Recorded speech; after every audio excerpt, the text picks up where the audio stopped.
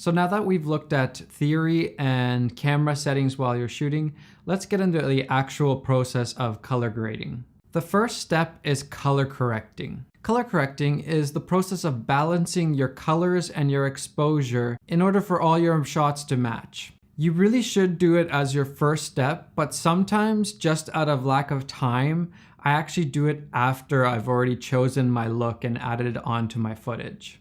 This saves time because I don't have to correct each clip and then add the grade and then go through each clip again to make sure that everything is looking good. However, if you're not used to color correcting, this can be really hard to see the colors properly because you already have the look changing the colors. So I do recommend color correcting first, especially when you're learning and trying to understand the way the colors work. I would say most professionals color correct first and not after, like I sometimes do it. Color correcting is really where the theory comes in handy. You need to be able to see if the image is balanced, and if not, why. And this is in respect to colors, saturation, contrast, all those things. For example, what's off about this image? It looks like there's a green tint. After you know why your image is off, you have to technically know how to balance your image using a plugin like the color wheels or curves. Okay, so we have a green tint. Let's fix it by moving the highlight color wheel to the opposite magenta area. And there you go, now it looks much better. This takes a ton of practice, like a lot of practice.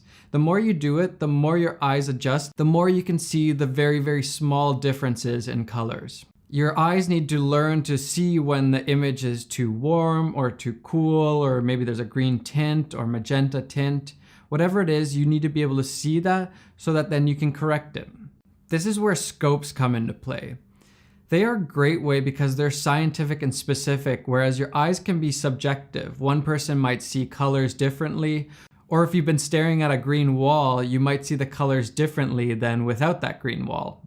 Scopes tell you where the exposure value is or where the colors are exactly, whereas your eyes can play tricks on you and you might think it's too warm and then you go away for a bit and come back and then you realize, no, it's fine, or it's actually too cool. This is why sometimes it's good to take a break if you've been grading for a long time and just come back with a pair of fresh eyes as your eyes start to adjust as you're grading. Again, scopes can be a little bit hard to understand at first. Even for me still, I don't always know exactly what's going on, but practice, practice, practice, and they really do help you. For the most part, I use scopes like Waveform to adjust my exposure, and then I do the color more so by eye. And that's when I'm really more rushed and I don't have as much time to go exactly into the colors. Unless there's an issue that I can't solve, I just don't know what's going on, then I go to the scopes and then you can see, okay, yeah, there's a magenta shift. It also really helps to have something white to white balance from. If there's nothing white, then it can be really tricky to see if your whites actually are white because there's nothing actually white in the image.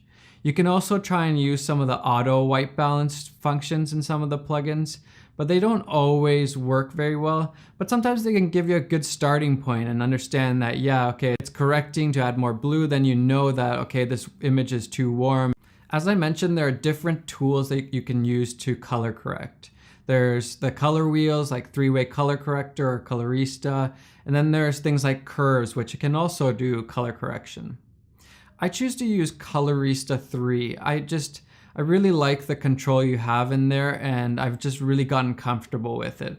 Plus it works in Premiere and After Effects, so it's really nice that I have the same plugin in both programs. With Colorista 3, you can quickly change the colors of the shadows or the midtones or the highlights and the exposures of each.